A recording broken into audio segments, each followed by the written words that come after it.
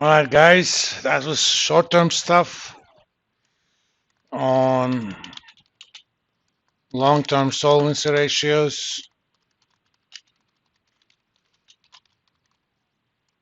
They're kind of in two categories. The first one is uh, a measure of debt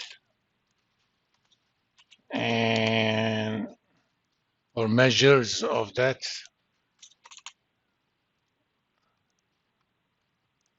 and the second one is ability to pay to make interest payments, also known as coverage ratios or interest coverage ratios. The most well known is that equity ratio, and we're gonna abbreviate it to D over E. It's basically total liabilities, or TL, divided by total equity, TE.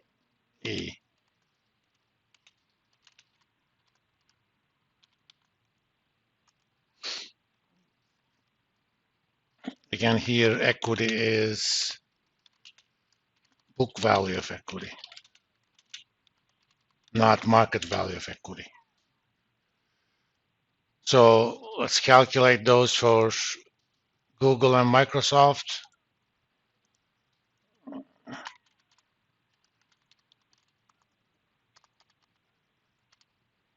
Take total liabilities divided by stockholders' equity. So 107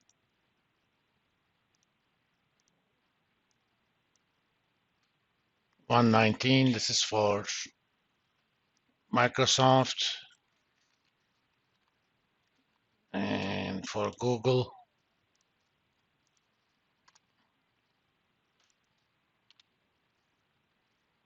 since they're not in the same places, total liabilities divided by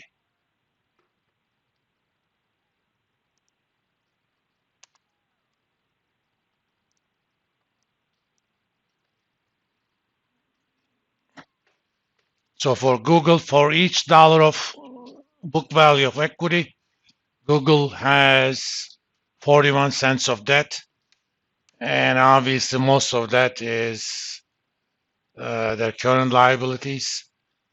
They have some long-term debt, but not much.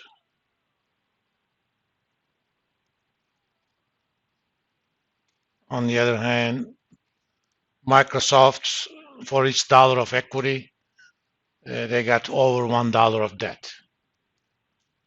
And that's because they have quite a bit of long-term debt.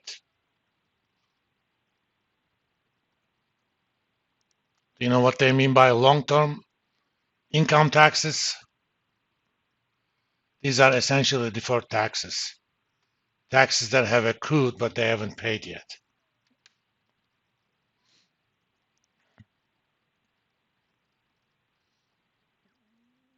In terms of what's good or bad,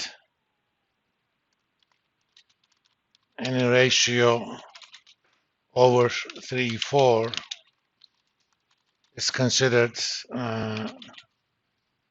financial stress, but it also depends upon industry.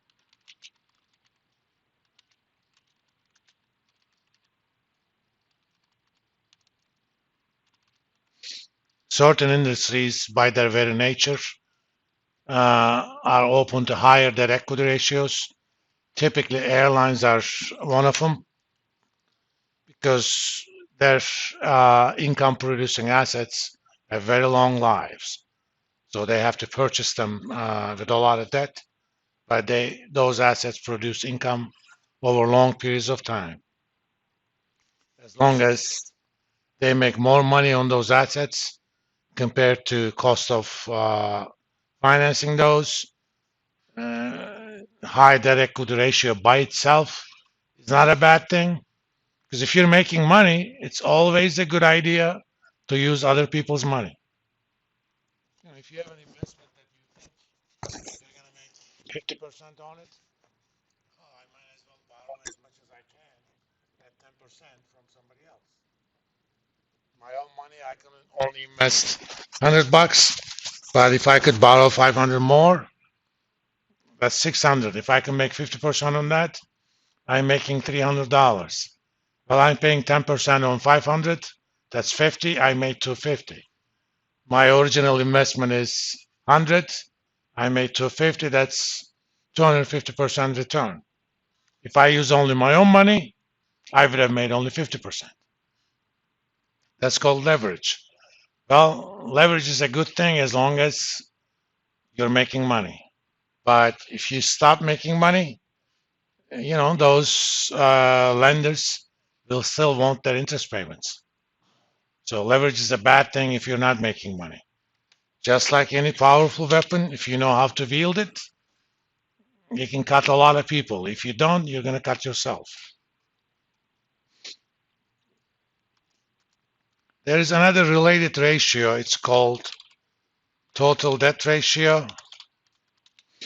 It contains exactly the same information. It's just expressed differently. It's total debt or total liabilities divided by total assets. We can actually convert TDR into an expression in terms of debt equity. So this is TL over TA. But remember, TA is TL plus TE. So TDR equals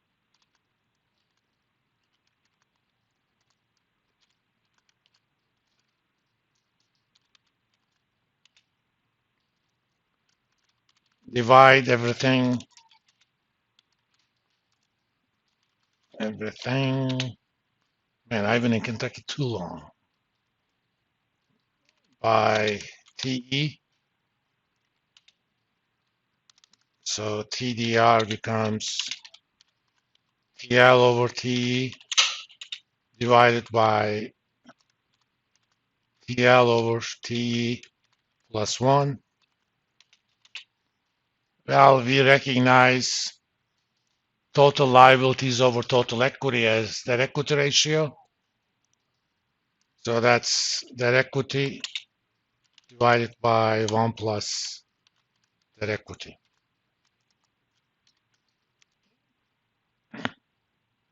Which means I can calculate TDR very easily. Debt equity divided by 1 plus debt equity.